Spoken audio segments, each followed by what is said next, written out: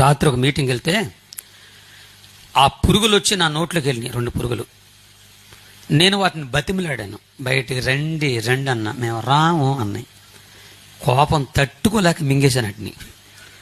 అందుకని కొద్దిగా దగ్గు వస్తుంది, మీరేం బాధపడబాకండి. మరి ఈ సమయంలో నా జీవితంలో చాలా పాటలు రాశాను. 89లో ఒక పాట రాశాను, నా జీవితంలో ఫస్ట్ పాట అది. ఆ పాట పాడాలనుకుంటున్నాను. మీ అందరికి పాటల సీట్లు ఇచ్చానండి, అది 2వ పాట. అది ఆ పాట నేను పాడతాను.